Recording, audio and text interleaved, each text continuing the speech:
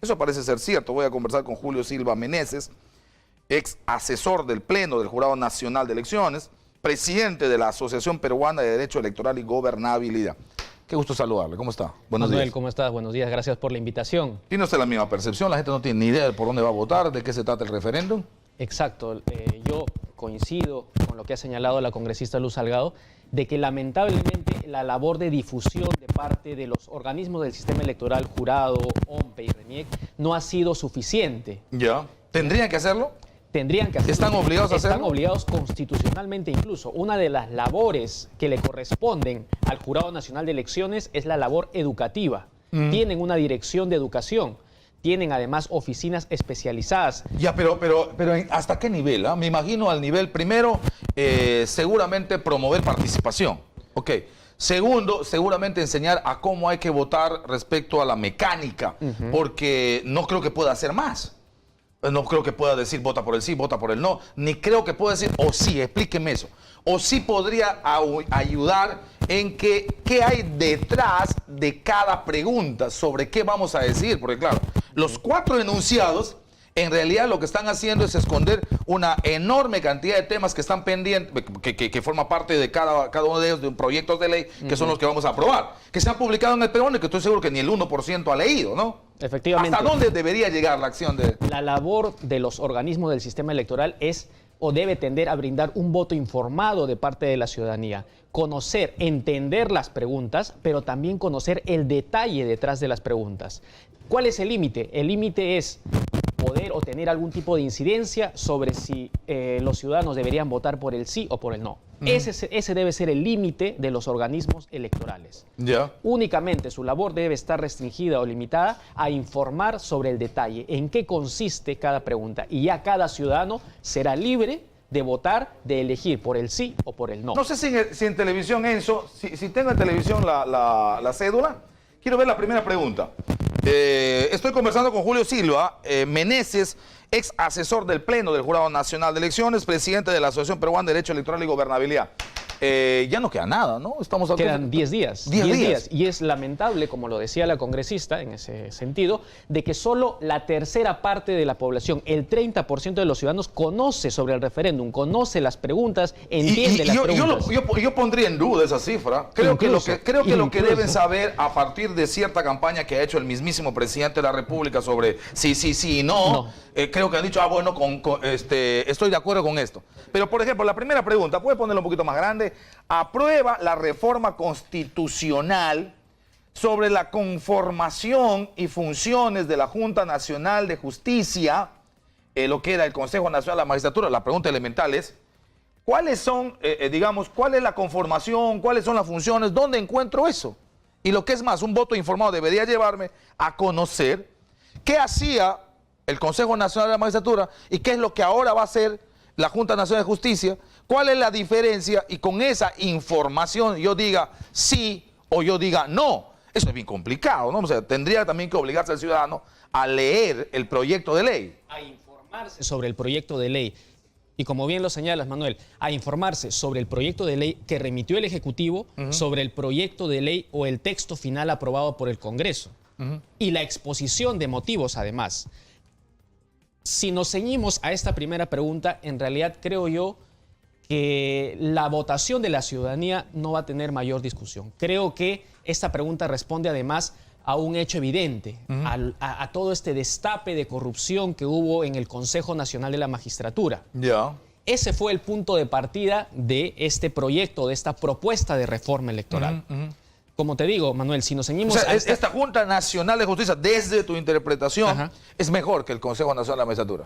Está mejor conformado, está mejor elegido, da mayores garantías a que este círculo vicioso de corrupción no se vaya a repetir, o si se repite tenga mejor capacidad de control, por ejemplo. Mira, Manuel, yo creo, y debes coincidir conmigo, que no hay fórmula perfecta. Sí, correcto. ¿Ya? Cuando se estableció el CNM, lo que se quiso es darle participación a la sociedad civil a través de los representantes de los colegios de abogados, de los colegios profesionales. A mí, por ejemplo, eso me encanta. A mí eso me gusta. Y la verdad es que soy uno de los decepcionados de cómo cómo esta gente, porque son nombres concretos que hoy no los voy a repetir, han prostituido un sentir que fue un objetivo en un momento, hacer que la justicia sea tarea de todos y que la sociedad civil representada en sus organizaciones participe en lo que significa cierta manera control, fiscalización y ratificación de jueces y fiscales en lo que corresponde a la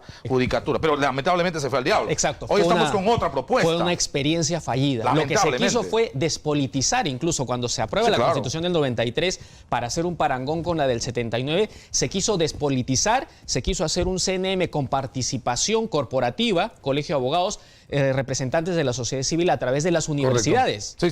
¿Qué es lo nuevo que nos trae ahora esta Junta Nacional de Justicia? El número de miembros se mantiene básicamente. Teníamos 7 en el CNM, la Constitución hablaba hasta de 9, pero siempre ha sido 7, nunca se eligió 2 con más. 7. Pasamos luego a tener ahora, si es que se aprueba, vamos a tener una junta con 7 miembros. Pero la diferencia es que estos 7 miembros que antes eran elegidos por corporaciones, por colegios de abogados, Poder Judicial, Ministerio Público, universidades, ahora van a ser elegidas, vamos a decirlo así, por una junta de notables. ¿Quiénes van a formar esta junta de notables? Va a estar presidida por el defensor del pueblo, va a estar integrada por el presidente del Poder Judicial, el fiscal de la Nación, el presidente del Tribunal Constitucional, el Contralor de la República y 2 representantes de universidades públicas y privadas. Esa va a ser la nueva conformación de quienes a su vez van a elegir a la nueva Junta Nacional de Justicia. ¿Y qué es lo que ha cambiado? Pasamos de un sistema corporativo a un sistema meritocrático, por así decirlo. ¿Por qué? Porque estos 7 miembros de esta nueva junta van a ser elegidos en un concurso público. Estos 7 eligen a 7. Pero estos 7, para elegir a estos 7, van a hacer un concurso público de méritos, donde hay ciertos requisitos. Edad, 45 a 75 años. Y un requisito también bastante importante, un cambio importante, es que se especifica que sean únicamente abogados. Entonces, la Junta Nacional de Justicia va a tener, de llegarse a aprobar esta reforma, va a estar integrada únicamente por abogados, lo cual también es un cambio importante. ¿Por qué? Porque el CNM, incluso en determinado momento... Pero elegidos estos 7, los otros 7 no forman parte de la Junta Nacional de Justicia. No, ya desaparece o cesa en sus funciones. Quedan los 7 que han ganado ese concurso público de méritos. La pregunta es, estos 7 notables, como usted los ha señalado para hacer la diferencia, para hacerlo meritocráticamente, ¿qué mecanismos van a adoptar? ¿Una prueba, un examen? ¿La norma dice o ellos van a buscar? La norma no lo dice. Tendrá que ser una norma de desarrollo constitucional. Correcto. En concreto, una ley orgánica seguramente que establezca los requisitos en este proceso de concurso público. Claro, bueno, ahí está el tema. Ahí está. Yo tengo ahí una duda. La justicia solo en manos de abogados. A mí me ponen los pelos de punta, pero en fin, seguramente usted que me está escuchando puede decir, no, tiene que ser así, o alguno dirá, no tiene que ser así. Pero esos son, digamos, los cambios. Esos son los cambios, además que se establece una evaluación parcial. ¿Cuánto tiempo van a durar ellos? 7 años igual, se mantiene, exacto. Van a seguir teniendo las funciones constitucionales. 5 años, me estoy equivocando. Las mismas funciones constitucionales que significa nombrar, ratificar y sancionar. Exacto. A jueces y a fiscales. A jueces y a fiscales se va a mantener el nombramiento del jefe de OMPE, jefe de RENIEC, básicamente. Y entiendo que la ratificación va a seguir siendo 7 años, pero hay un intermedio de 3 años y medio. 3 años y medio. Eso es otra cosa que va a variar. Esa es una novedad, efectivamente. ¿En esos 3 años y medio pueden sacar fiscales y jueces? No, no se puede sacar. Va a ser una evaluación, pero que seguramente va a tener implicancias en la ratificación. Es decir, en el asunto de ratificar o no ratificar, se sigue manteniendo los 7 años. Los 7 años. Pero se añade 3 años y medio una evaluación que puede dar pie para ver cómo llega ese 7º año. Exacto. Correcto. Pregunta 2. Estamos a las 9:52, ojalá me alcance el tiempo. Estamos haciendo cierto aporte a este tema. La verdad es que la gente está totalmente desinformada en la calle. Ahí tiene razón Luz Salgado. Aprueba la reforma constitucional que regula el financiamiento de las organizaciones políticas.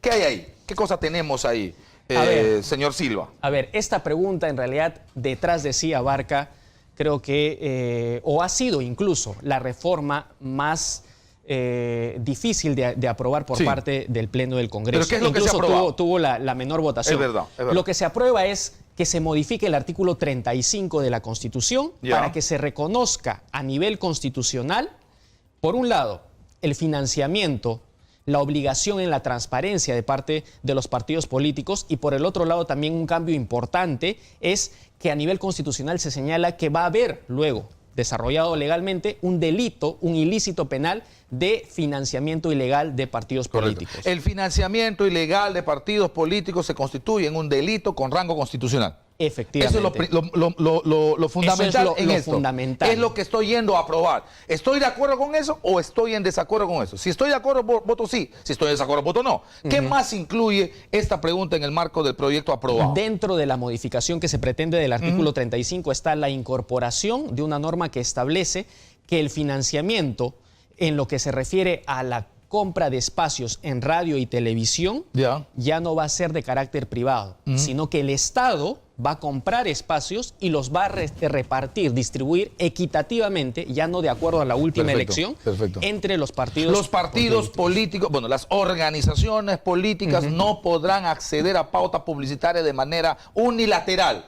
Solo podrán acceder a la pauta que compre el Jurado Nacional en representación del Estado en los medios de comunicación y se harán de manera equitativa. Exacto, que OMPE lo reparta de manera equitativa. ¿OMPE se compra o no compra el jurado? OMPE.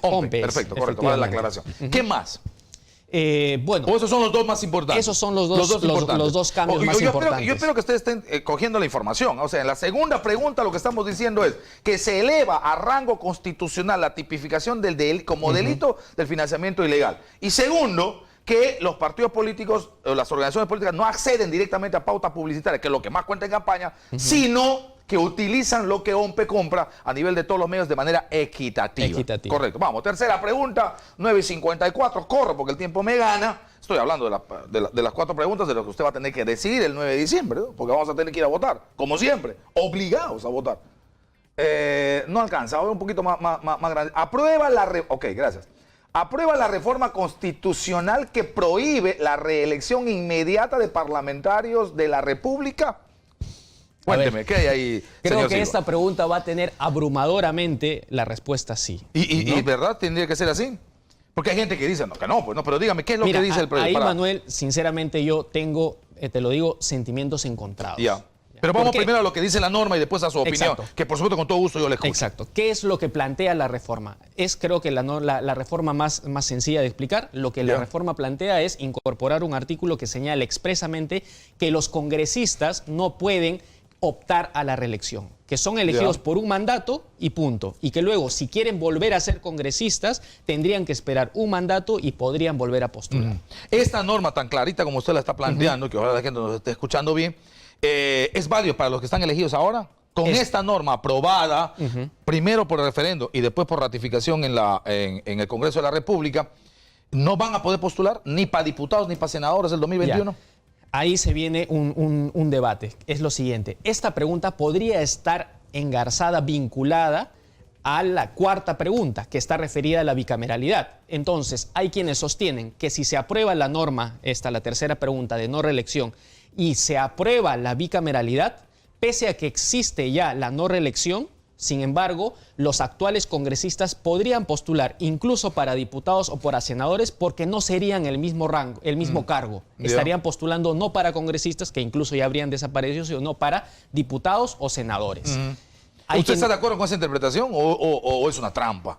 Yo creo que es una trampa. Finalmente, quien tendría en todo caso que interpretar o dar una opinión definitiva, una resolución definitiva, será en su momento el Jurado Nacional de Elecciones, pero podría eventualmente y en su momento, y cuando usted dice en su momento, en el 2021. Dice usted cuando alguien presente algún tipo de recurso, cuando tengamos algunos de estas joyitas de los congresistas postulando al 2021. Efectivamente. Sí, antes no puede pronunciarse el jurado. Antes no puede pronunciarse. El jurado siempre se pronuncia en casos concretos. Y dígame, cabe la posibilidad que aprobado el referéndum en la tercera y la cuarta, que no sé si va a ocurrir, pero iniciada la siguiente legislatura en la que hay que ratificar esto, se haga una, ¿cómo llaman ustedes los abogados? Una disposición transitoria que aclare el asunto, señalando expresamente disposición transitoria tal, en el que se señale los actuales congresistas de la República elegidos para el periodo hasta el 2021 no podrán postular, podría o ya no se puede hacer. Si se quiso o si se hubiera querido hacer una disposición transitoria, tendría que haber sido incluida en esta. Ya no pueden.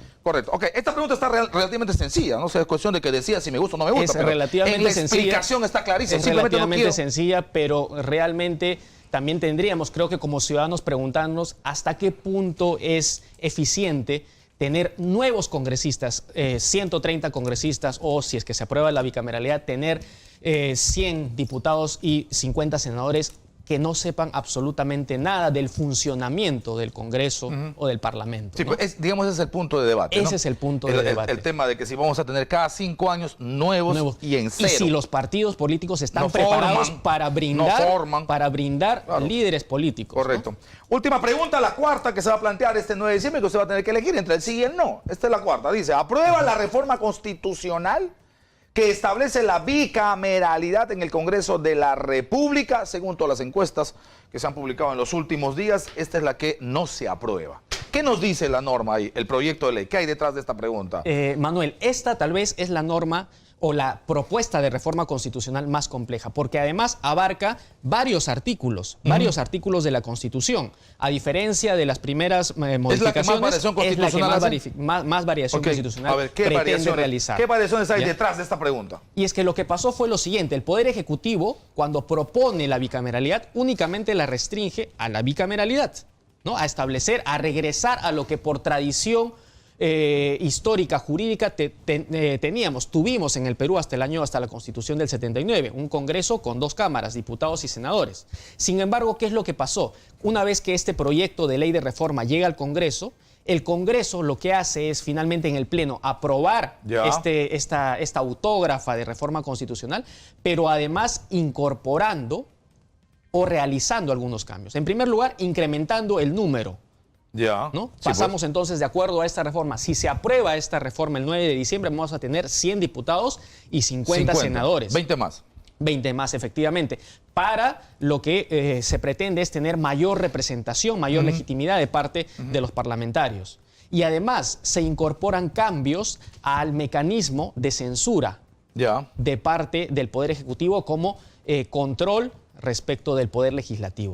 Entonces, lo que es un claro contrabando, ¿no? Porque definitivamente esa es una cosa, termina siendo un postizo. Porque ¿qué tiene que ver eso con el asunto de que quiera o no quiera bicameralidad o no bicameralidad? Ese es otro debate pero lo han incorporado. Y esa es la razón por la que precisamente el presidente Vizcarra sale a señalar de que a él le parece o él considera de que deberíamos o los ciudadanos deberían votar por el no respecto de la cuarta pregunta. Y eso es lo que se ha finalmente terminado plasmando en las encuestas, como lo recogen. 54% de la población estaría... Si nos fiamos de esas encuestas, la población aprueba las 3 preguntas y la cuarta no la aprueba. Y la cuarta no. Si nos fiamos de las encuestas. Lo cual hasta cierto punto es, creo yo, lamentable, porque la propuesta de la bicameralidad...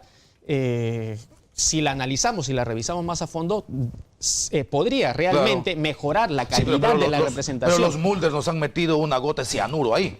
Ese vaso de agua cristalino es lindo. ¿Quién no quisiera la bicameralidad? Todos estamos de acuerdo. Pero si eso le metes una gota de cianuro, estropeaste tu vaso de agua transparente. Y esa gota de cianuro está clarísima. Ahora, 2 cosas finales y le ruego la mayor precisión. ¿Puede el presidente de la República hacer campaña en este referéndum como lo ha estado haciendo? Es decir, ¿puede el presidente de la República decir, voten sí, sí, sí y no? Mira, el artículo 31 de la Constitución garantiza la neutralidad en los procesos electorales. La Ley Orgánica de Elecciones considera que el referéndum es un proceso electoral. Por lo tanto, deberíamos concluir que el presidente debería mantener una posición neutral. Es como se estaría, digamos, favoreciendo un candidato. Estamos en lo mismo. Es verdad que aquí no hay candidato. Está favoreciendo una opción en consulta. Correcto. Segundo, y con esto termino.